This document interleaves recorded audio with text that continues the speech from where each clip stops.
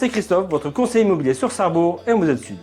Aujourd'hui, je viens voir Laetitia, courtière en prêt immobilier pour Ma Solution Crédit, car j'aimerais qu'elle nous explique quelles sont les clauses les plus importantes dans un prêt immobilier. Oui Christophe, entre. Bonjour Laetitia. Bonjour Christophe.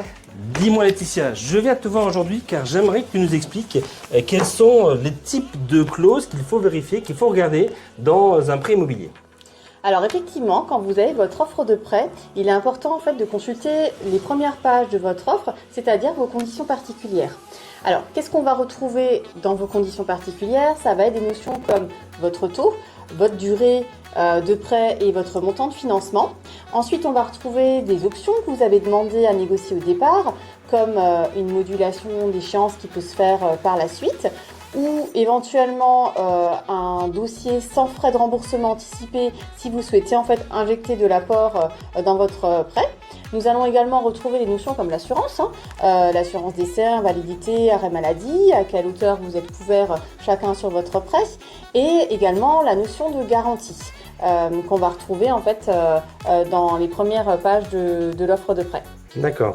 Et alors, quels sont les différents types de garanties qu'on peut retrouver ? Alors en majorité, les banques vont partir en fait soit sur une hypothèque ou soit sur un organisme de caution.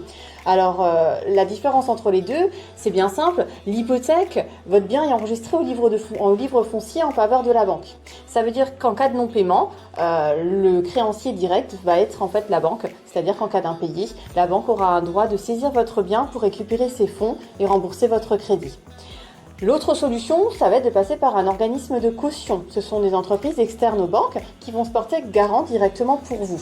Là, effectivement, on a un intermédiaire en plus.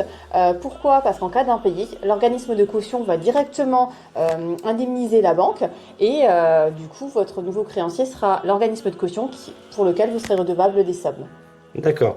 Et donc vous, en tant que courtier, c'est quelque chose que vous allez vérifier que toutes ces clauses correspondent aux besoins du client.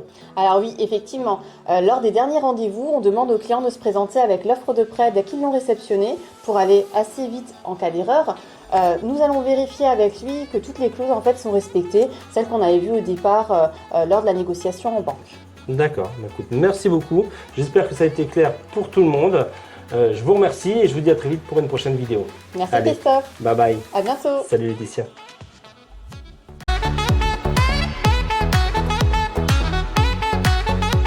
Retrouvez cette vidéo et toutes mes vidéos, plein de conseils sur l'immobilier, eh bien je vous donne rendez-vous donc sur ma chaîne YouTube et n'oubliez pas, on s'abonne.